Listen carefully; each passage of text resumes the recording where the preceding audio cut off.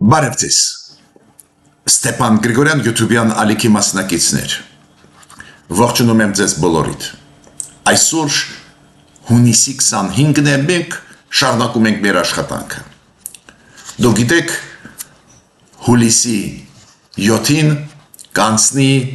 նատոյի գագաթնաժողովը, ինչ որ զարգացումներ դրա հետ կապված սկսվեցին, գնում են զարգացումները կարևոր են, այդ գագաթնաժողովը պետք է անցնի Թուրքիայում, Դոնալդ Տրամպը ասեց, որ կմասնակցի այդ գագաթնաժողովի աշխատանքներին, քանի որ հարգում է Թուրքիայի նախագահ Էրդողանին, լուրջ զարգացումներ գնում են Միացյալ Նահանգների Իրան հարթակում, այս հակամարտությունը կարծես թե դուրս է գալիս խաղաղության ուղղությամբ, դա միանշանակ դրական է, բայց բարդ զարգացումներ են, ստեղ շատ բաներ կան օգտակար մեզ համար, ես խոսել եմ դրա մասին, հիմա զարգացումները շարունակվում են, անպայման դրա մասին էլ մենք կխոսենք, մոտ օրերս, տեսակ ես երկու խոշոր պրոցեսներ աշխարհով մեկ կարևորություն ունեցող երկու խոշոր պրոցեսների մասին ձեզ խոսեցի, էլի շատ ու շատ բաներ կան, որոնց շուտ անհրաժեշտ է խոսել, ու մենք Ստեփան Գրիգորյան YouTube-յան ալիքի շրջանակներում կխոսենք, բայց այսօր ես ուզում եմ նորից կենտրոնանալ Ռուսաստան-Հայաստան հարաբերությունների մասին, նորից ռուսական էլիտան, քաղաքական ղեկավարությունը նորից սկսում են ճնշումը ուժեղացնել։ Երեք խոսացին Դմիտրի Մեդվեդևը, Սերգեյ Լավրովը, այսօր Պեսկովը, այլ պաշտոնյաներ հապկի շրջանակների հետ կապված, հապկի հետ կապված մեր պրոբլեմների հապկից խոսացին։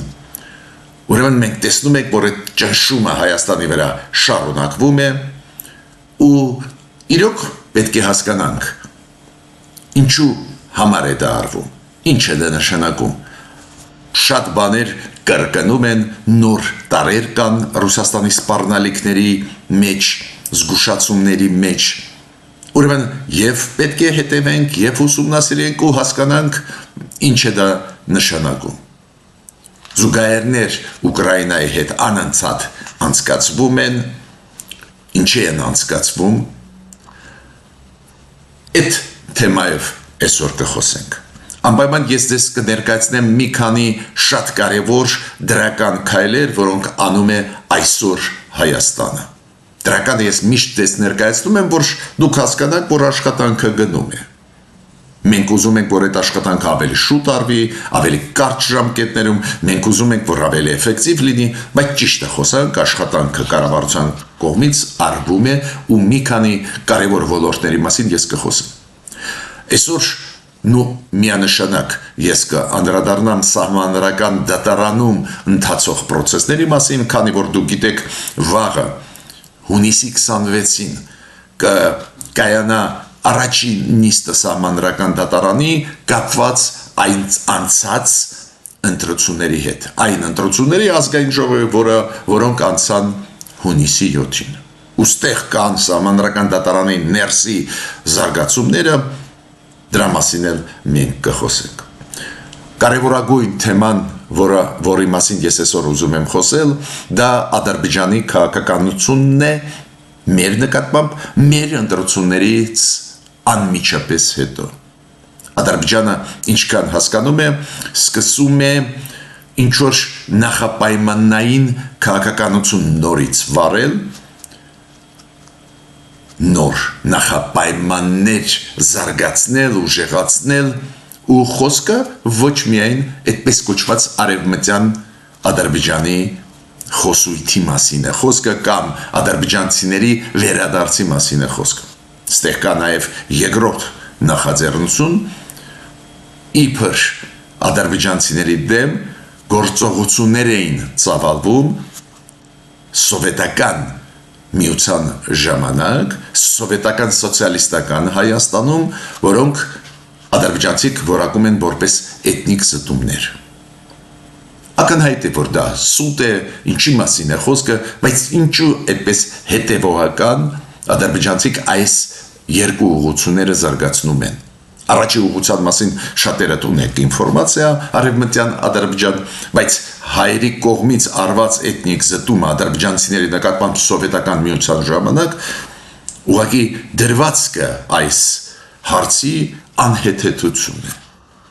Սովետական միության ժամանակ գլխավոր կառավարությունը նստած էր Կրեմլում։ Ինչ կապ ունի հայ ժողովուրդը, Հայաստանի կառավարությունը այդ խնդիրների հետ չունենալով անկախ Հայաստան չեմ հասկանում։ Բայց երբ որ ադրբեջանցիք հասնում են կոնգրես ու կոնգրեսում անցկացնում են այս թեմայով, այս թեմաներով կոնֆերանսներ, ուրեմն լրջանում է վիճակը, անպայման այս թեմային կա անդրադառնանք, ոնց պետք է Հայաստանը արձագանքի, ոնց պետք է արձագանքի Սփյուռքայությունը, ոնց պետք է արձագանքենք մենք փորձագետներս Հայաստանի դրա մասին նաև կխոսենք։ Ուրեմն խնդրում եմ ձեզ բաժանորդագրվել, կիսվել, լայքել։ Խնդրում եմ ձեզ նաև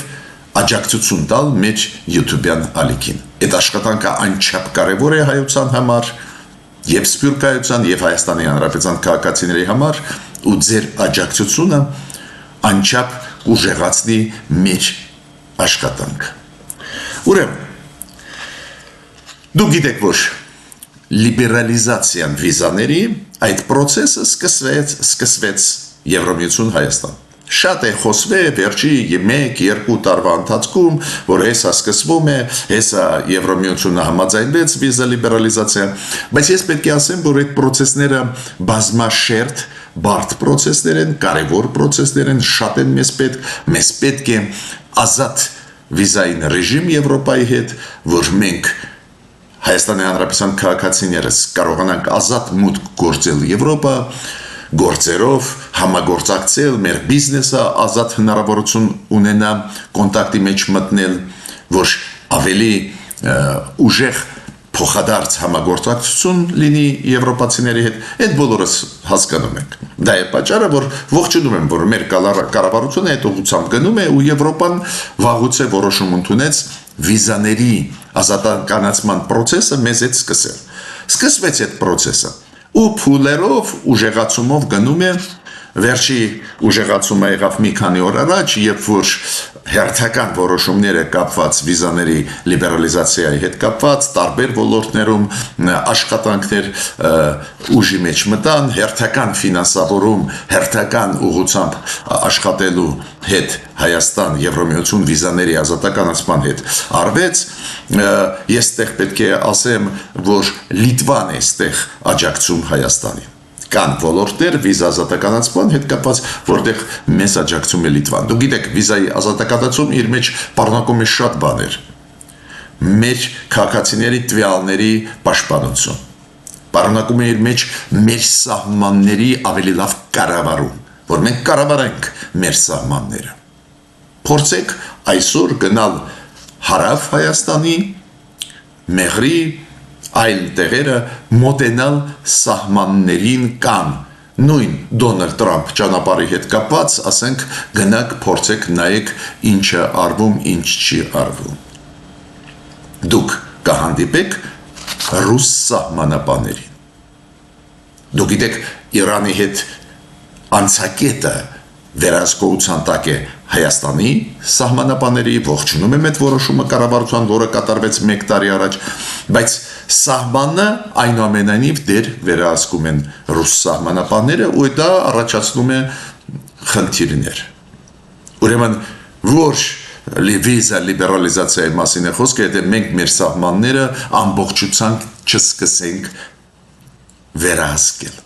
Ուրեմն այդ մեծ process է, երկար process է ու պետք է ստեղ աշխատանք տանել, ողջունում եմ, որ այդ աշխատանքը կատարվում է ու նորից կրկնում եմ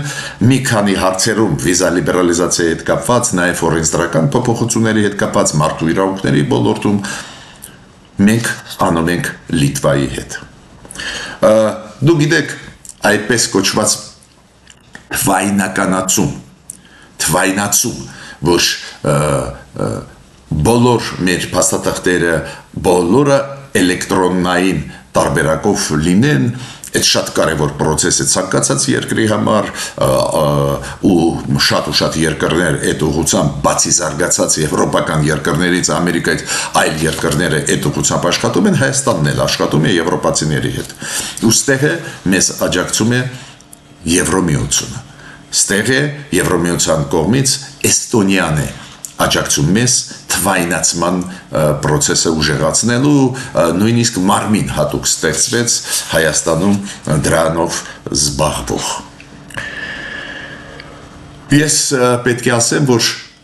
այս քաղաքականությունը, որը Ռուսաստանը վարում է Հայաստանի նկատմամբ, նաև որ Ռուսաստանը փակեց իր շուկան մեր ապրանքների համար, ստիպում է մեզ եւ մեր կառավարությունը ավելի աշխուժ աշխատել, օգտագործելով այլ հնարավորություններ։ Ակնհայտ է, մենք ունենք համատեղ սահման Իրանի հետ, ունենք լուրջ մեծ առևտուր, վաղուց է խոսքը գնում է նրա մասին, որ Մեղրի անցակետ, երկրորդ անցակետ պետք է բացվի, որի անունը դրվեց Մեղրի, այս տարվա վերջին չի բացվի, բայց մյուս տարվա սկզբում այդ անցակետը կբացվի, բայց այնտեղ պետք է զարգացնես լոջիստիկան։ Եվ կառավարումը ստեղ կարևոր է, եւ ինստիտուցիոնալ ստրուկտուրային բաներ ստեղծեց։ Հիշում եք Մեղրի հետ կապված, ազատ առևտրի գոտու հետ կապված, ազատ տնտեսական գոտու հետ կապված գաղափարներ, ինչ որ աշխատանքներ սկսվեցին, հիմա դա ամեն ինչ արագացվում է կառավարության կողմից։ Այս կոշտ քաղաքականությունը Ռուսաստանի բերեց նրա այլ ուղղություններով ուզած ակտիվացրեց իր աշխատանքները։ Լավ կլիներ, եթե մենք ավելի շուտ այդ գործերը անենք, բայց ցանկացած դեպքում լավ է, որ հիմա էլ անում ենք։ Նիկոլ Փաշինյանը ունեցել է հեռախոսազրույց Հնդկաստանի վարչապետի հետ, պարոն Մոդիի հետ։ Հնդկաստանը խոշորագույն պետություններից մեկն է, ամենամեծ բնակչությունը աշխարհի հենց Հնդկաստանում է, երկրորդն է Չինաստանը, այդ չափորոշիչով բնակչությունը Հնդկաստանի ամենամեծն է աշխարհով մեկ, բացի դրանից իրոք Հնդկաստանը շատ ուժեղ է մի շարք ոլորտներում, ռազմատեխնիկական ոլորտում, բարձր տեխնոլոգիաների ոլորտում, ուստեղ Հայաստանը ակտիվ աշխատում է։ Ու դրական է, որ ոչ միայն Մոդին շնորհավորեց Նիկոլ Փաշինյանին այս ընտրություններում հաղթանակի կապակցությամբ եւ քաղաքապայմանագրի հաղթանակի կապակցությամբ վերընտրվելու, բայց բացի դրանից հեռախոսազրույց էր, ճշտեցին մոտեցումները նաեւ տարածաշրջանային հարցերում։ Շատ կարևոր դրական քայլ արեց մեր կառավարությունը, որ ուղարկեց պարոն Արմեն Գրիգորյանին, մեր անվտանգության խորհրդի քարտուղարին, Լեհաստան, Գդանսկ, որտեղ որ հիմա անցնում է այս օրերին, անցնում է շատ կարևոր մեծ հավաք, մոտավորապես 100 պետությունների ներկայացուցիչներ կան, աջակցելու վերականգնել Ուկրաինան։ Դուք գիտեք, այս ծրագրերի հիմքում են առաջերտին եվրոպական երկրները, Միացյալ Նահանգները, Թրամփի Միացյալ Նահանգները մի քիչ թույլատրեցին ստեղ իրանց մասնակցությունը, հիմա նորից վերադառնում են, ուժեղացնում են մասնակցությունը, դա կարելի է միայն ողջունել այս փոփոխությունը Թրամփի քաղաքականության մեջ Ուկրաինայի նկատմամբ, բայց այդ ֆորումը շատ կարևոր ֆորում է,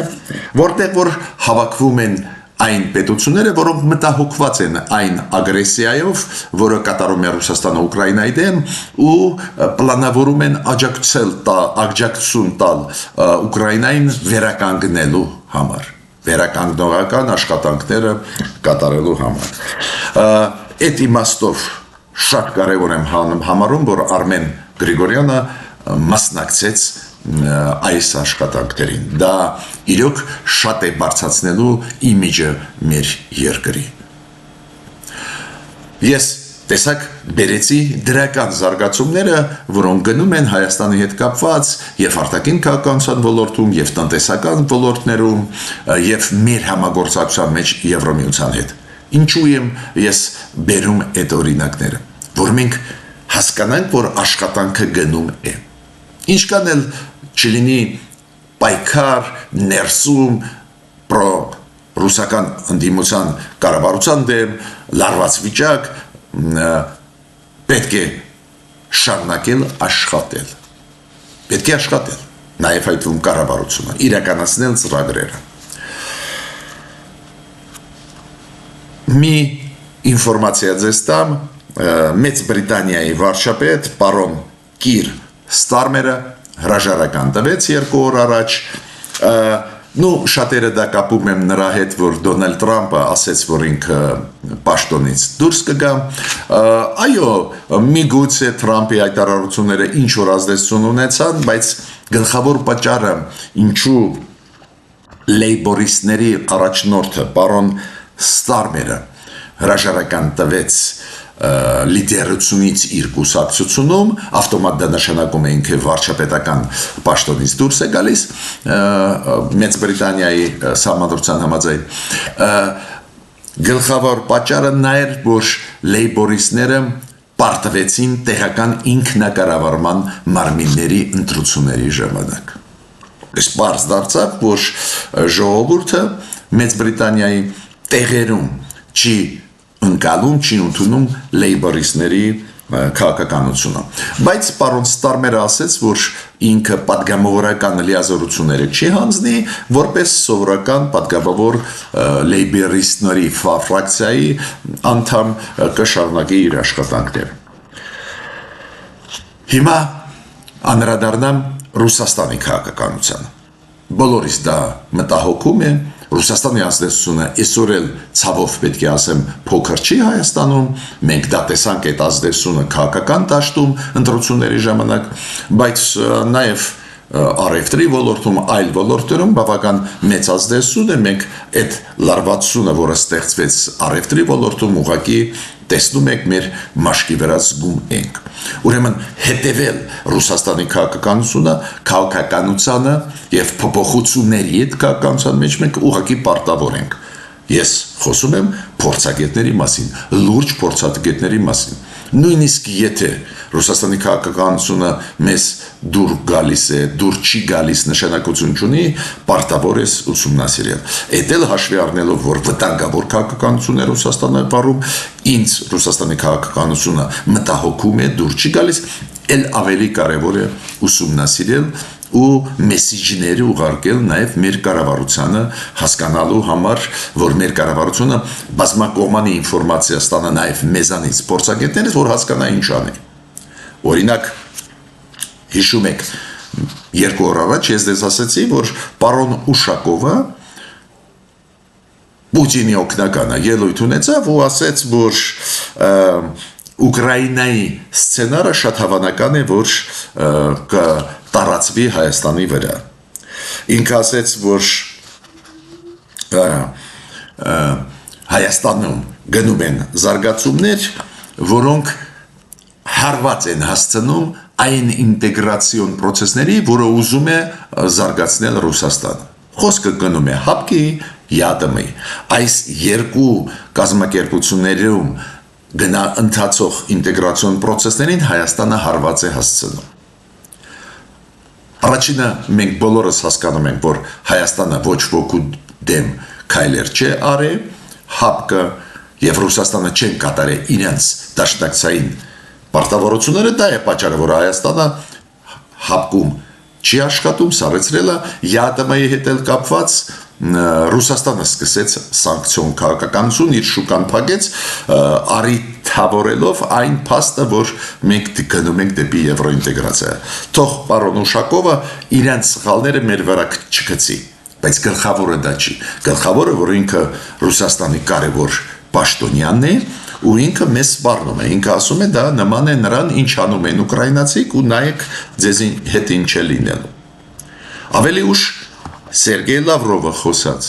Սերգեյ Լավրովի միտքը գիտեք ինչ էր։ Ինքը ասում է այն գունավոր հեղափոխությունները, որոնք անում է Եվրոմիությունը հետխորհրդային տարածքում, այդ գունավոր հեղափոխությունները նախկին իրանք թաքուն էին անում։ Հիմա բաց են ասում։ Ինքը գիտեք ինչ խոսքերի մեջ բերեց Ուրսուլա ֆոն դեր Լայնը, որը Եվրոմիության Եվրո հանձնաժողովի ղեկավարն է։ Հիշում եք, շնորհավորեց Նիկոլ Փաշինյանին հաղթանակի կապակցությամբ ընտրությունների ու ասեց, որ ոգին այն հեղափոխության, որը եղել է 2016 թվին, պահպանվում է։ Շարունակում է հեղափոխությունը Հայաստանում ու Եվրոմիությունը Հայաստանի կողքն է կանգնած, աջակցում է եւ այլն։ Ու ինքը ասում է, տեսեք, հիմա իրանք հեղափոխություններ, գունավոր թավշյա անցկացնում են նաեւ այդ թվում Հայաստանում բաց չթաքցնելով։ Դա սուտ է, մեր ժողովուրդն է պայքարեց, գնաց կտրուկ փոփոխությունների, ինչքան էլ դա ցավոտ process չէր, հենց ժողովուրդն է։ Ու այս ընտրությունները ցույց տվեցին, որ Նիկոլ Փաշինյանի նկատմամբ շարունակվում է մեծ վստահության ալիքը մեր հասարակության ներսում։ Այո, սահմանադրական մեծամասնություն Նիկոլ Փաշինյանը չստացավ, բայց ստացավ կայուն մեծամասնություն։ Ուրեմն կա վստահություն ու շարունակվում է այս բարեփոխումների process-ը, շարունակվում է հեղափոխությունը, ես այդպես կասեմ։ Բայց Ռուսաստանը շատ ցավոտ է դա անցալում ու ասում է, չէ, այդ Հայաստանի ժողովրդից չի գալիս է Եվրոպայի ինչ որ խարդախություններից։ Մեդվեդևը։ Դմիտրի Մեդվեդևը, որը նախկին նախագահն է Ռուսաստանի, առանձնանում է նրանով, որ շատ գեշ ձևով ձևակերպում է այն, ինչ ասում է Սերգեյ Լավրովը, այլ պաշտոնյաները, ավելի գրեիկ ձևով ներկայացնում է։ Ու ինքը ինչ ասեց, որ Մոլդովան եւ Հայաստանը նույն ճանապարհով գնում են, որով գնում է ու գնում էր ու հիմա շարունակում է գնալ Ուկրաինայի համաճիկային կառավարությունը։ Ինքը նաև ասեց, որ սովետական միության փլուզումից հետո ՆԱՏՕ-ն օգտագործում է այդ երկրները որպես հարվածային ուժ հարվածելու Ռուսաստանին։ Ու եթե նախկինում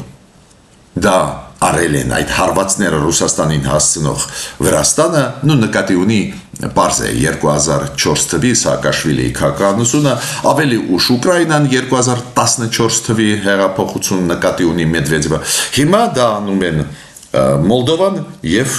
Հայաստանը։ Շատ հետաքրքիր, գիտեք, տրամաբանություն ունեցող այդ մարդիկ են։ Դա սադրանք է, այս ձևի բաներ ասել Հայաստանի մասին։ Հայաստանի այսօրվա կառավարությունը միջև վերջի պահը հավատում էր, որ Ռուսաստանը կպաշտպանի մեր անվտանգությունը։ Ի վերջո մենք էլ ունենք, չէ, հանդիպումներ, կոնտակտներ իշխանավորների հետ։ Այո, մեկ-մեկ այդ հանդիպումները լինում են, մեծ ինչ-որ ես գաղտնիք ձեզ համար չեմ բացում, ու ես լավ հիշում եմ, որ մենք բարձրացնում ենք վտանգների հարցը, բայց այսօրվա պաշտոնյաները այնուամենայնիվ կապում էին մեր անվտանգությունը Ռուսաստանի հետ։ Դες իրանք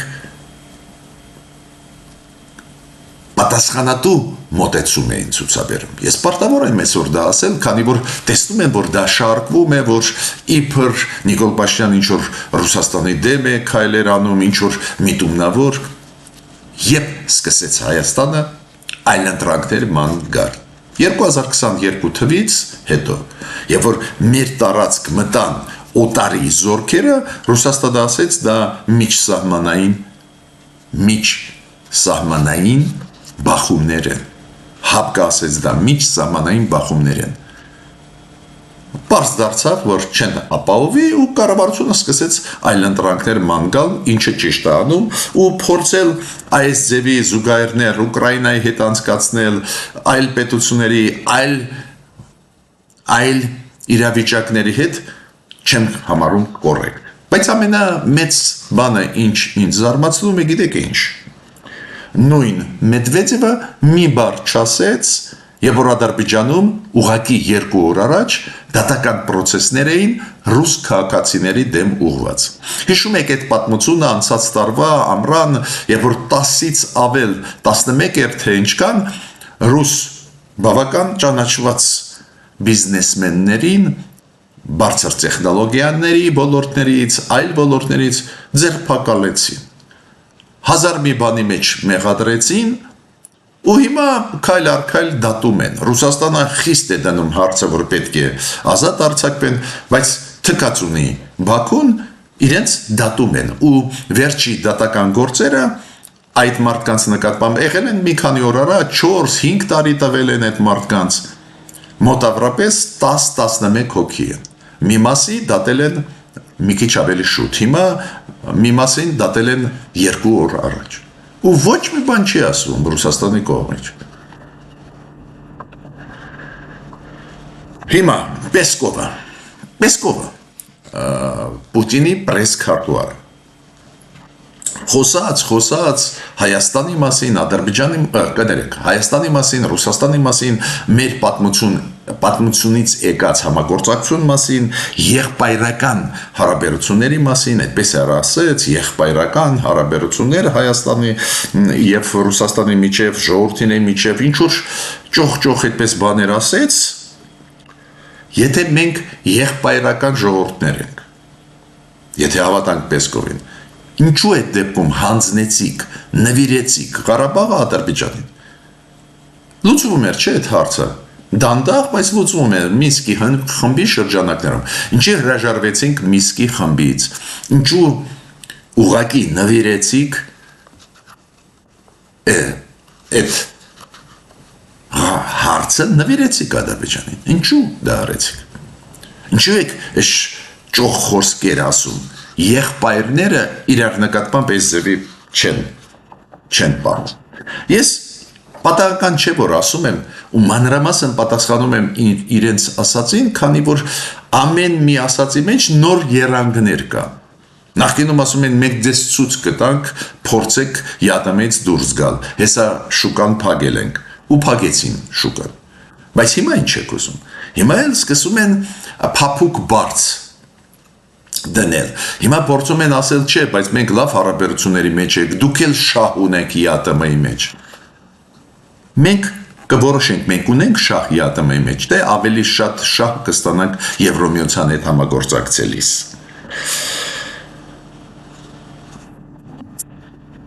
Հապկից խոսացին, հապկից շատ կարևոր պաշտոնյաներից մեկը, որի ազգանունն է Վասիլիև, խոսած ու ինքը ասեց, որ Զանգիզուրի Միչանսկի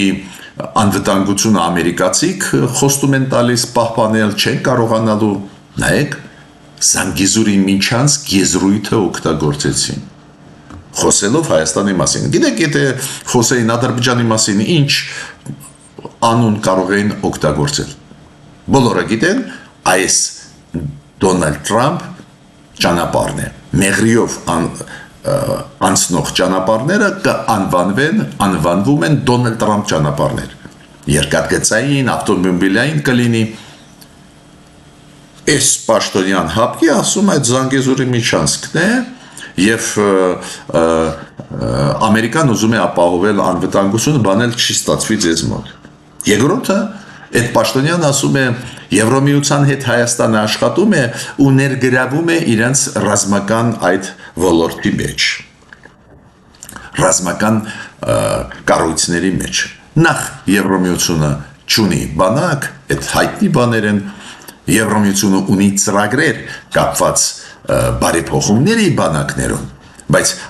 հատուկ կառույցներ կապված Եվրոմիության չեղած բանակի հետ չունի։ Պարզ է, եթե բանակ չունի Եվրոմիությունը, ուրեմն այս ձևի կառույցներ չկան։ Հիմա ինքը այդ հապկի պաշտոնյան խոսալով դրա մասին, առաջինը հարվածում է մեզ ասելով, որ Զանգեզուրին Միչանսկ մենք անվանում ենք դա,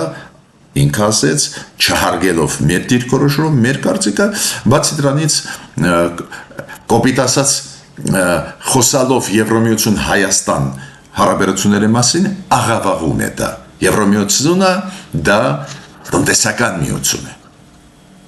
ունեն ծրագրեր կապված անվտանգության հետ, բայց չունեն բանակ։ Ուրեմն դա սուտ է ասված այդ պաշտոնյայի կողմից, բացի դրանից այդ պաշտոնյան ասեց, մենք հիմա շատ լուրջ կզբաղվենք Հայաստանի անդամակցության ԵԱՏՄ-ում։ Մենք սառեցրել ենք այդ անդամակցությունը, բայց կներեք, հապկի անդամակցության մասին։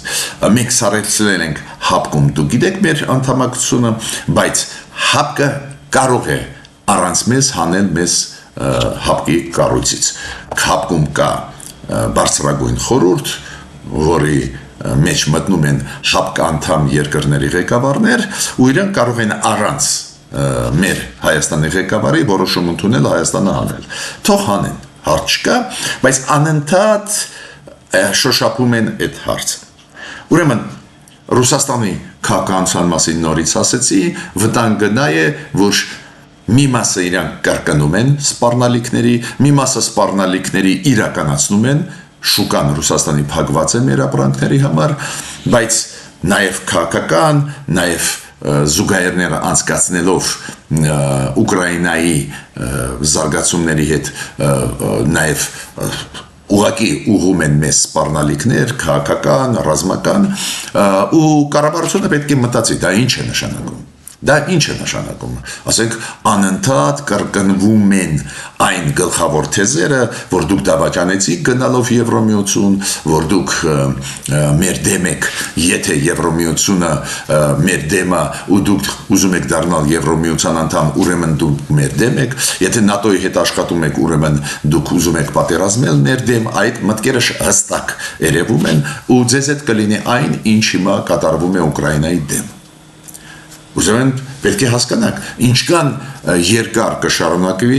այս հայտարարությունները։ Ու եթե այդ հայտարարությունները անեին միայն փորձագետները, միայն падգամավորները Պետդումայի, ես բան չէի ասի, բայց տեսակ ես ասեցի անունները՝ Դմիտրի Մեդվեդև, Սերգեյ Լավրով, Ուշակով, Պեսկով, այդ բոլորը առաջի դեմքերն են այս երկրի։ Պուտինից հետո գալիս են այս պաշտոնյաները Ռուսաստանի պետական համակարգի համաձայն։ Հիմա ես ուզում եմ անցնել անչափ կարևոր թեմային, անչափ զգայուն թեմային մեզ համար։ Դուք գիտեք, որ Միացյալ Նահանգներում մեր համայնքը շատ ուժեղ է, շատ ազդեցիկ է, մեր սփյուռքայությունը ամբողջ աշխարհում ակտիվ աշխատում է, ուզում է օգտակար լինել Հայաստանին, ու ստեղ առանձնանում է նաև ու առանձնահատուկ ուզում եմ նշել Ամերիկայի հայության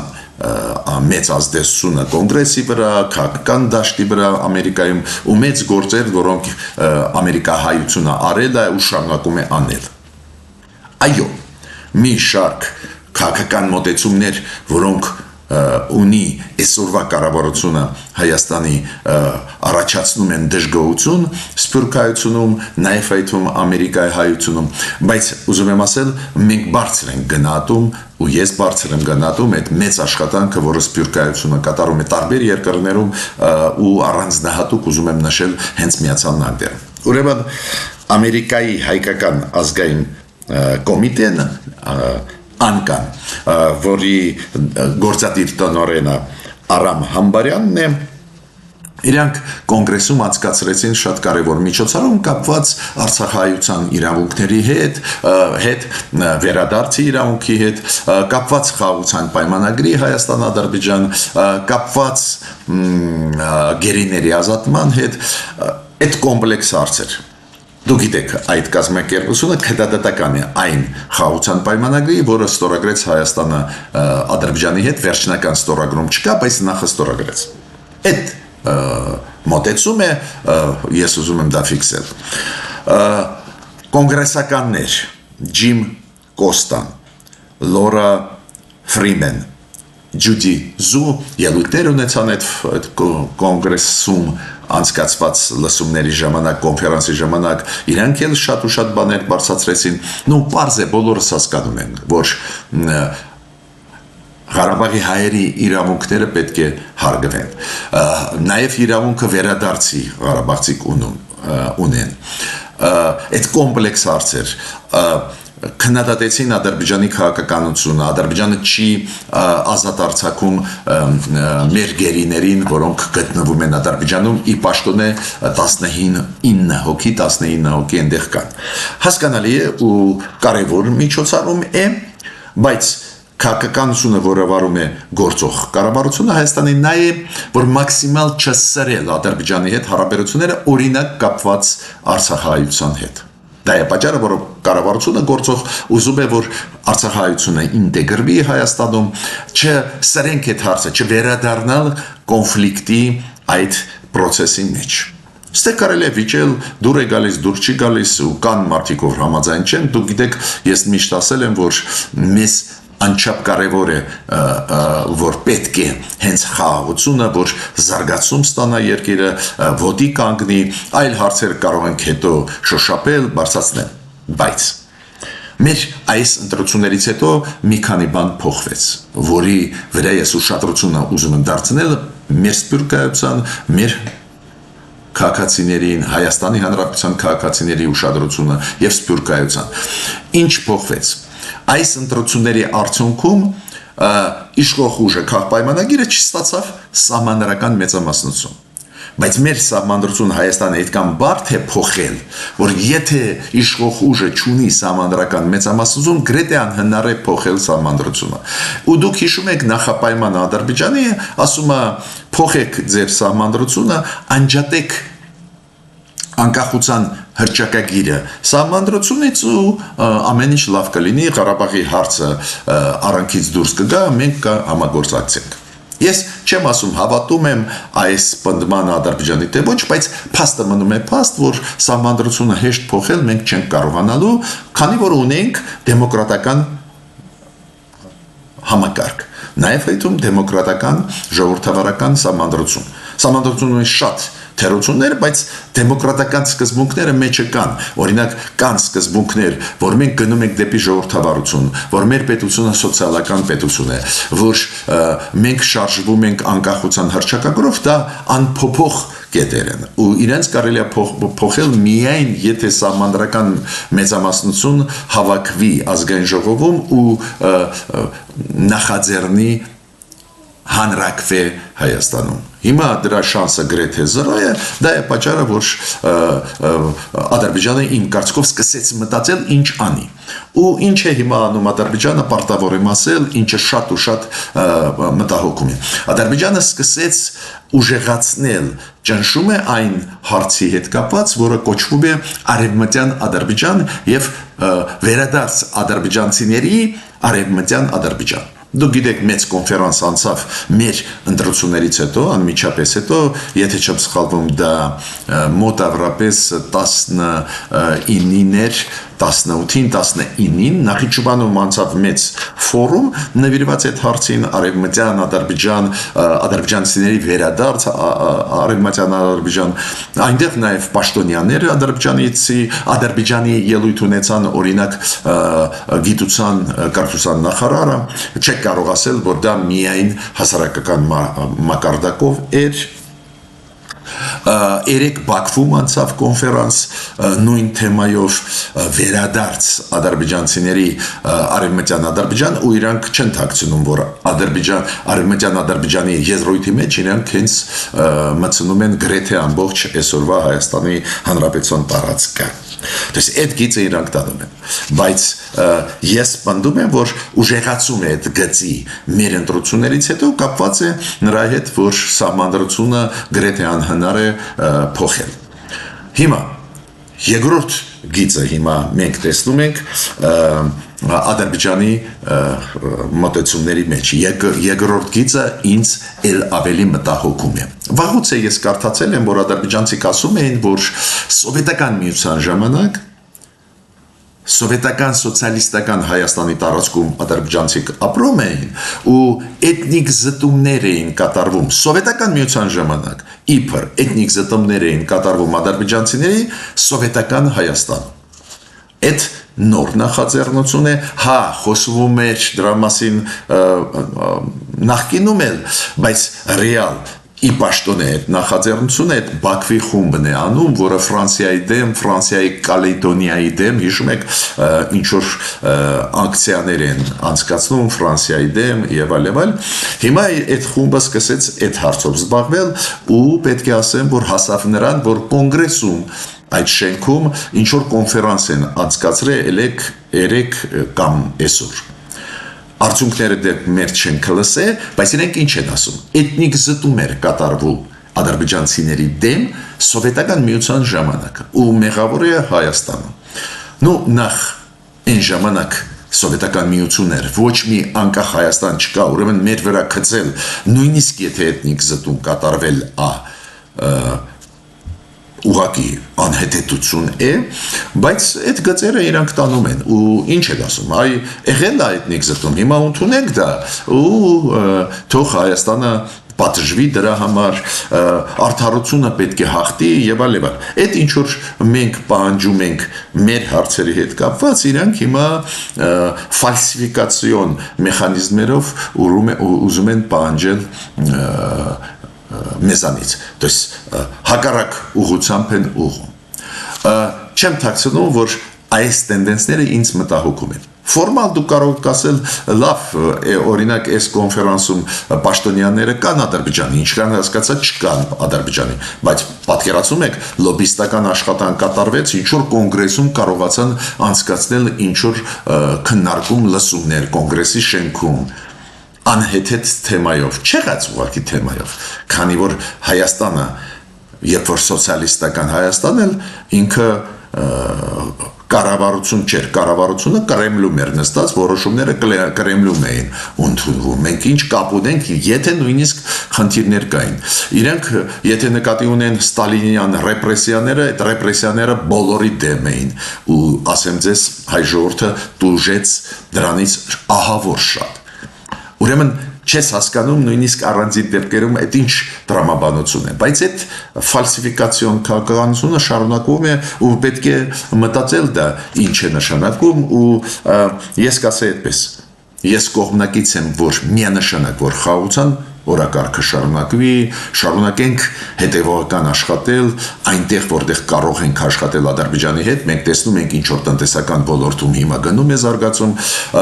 Դոնալդ Թրամփ ծրագիրը պետք է շատ արագ իրականացնել, որ փաստ դառնա, որ մենք ունենք ճանապարհներ, ապա շրջափակում սկսվում է, բայց այս իդեոլոգիայի գաղափարախոսության դաշտում անպայման պետք են պատասխաններ, քանի որ վերջի անգամ, երբ որ Ալիևը Շուշիում ելույթ ունեցավ, ասեց, որ մենք ինչ որ քանդել ենք մսկիթներ, ինչ որ թիվ ասեց բավական մեծ, ինչը ուղղակի չի համապատասխանում իրականության, ու իմ կարծիքով պետք է ինչ որ արձագանքեր տալ, պնդում եմ ես, ու պնդում եմ, որ պետք է մտածել, այս զուգահեռ ընթացող process-ը, ինչքանով վտանգավոր է, ինչքանով մեծ բարդ վիճակի մեջ վաղը կարող է դնել։ Ի վերջո, շատերը մոռացել են, որ խաղաղության պայմանագրի մեջ կա կետ, որի համաձայն Հայաստանն ու Ադրբեջանը, եթե խաղաղության պայմանագիրը վերջնականորեն ստորագրվի, վավերացվի, ստանձնում են պարտավորություն միջազգային հարթակներում իրար դեմ պայքար չտանել։ Նույնիսկ այն գործերը, որոնք կան միջազգային դատարաններում հետ վերցնել, այդ կետը փաստորեն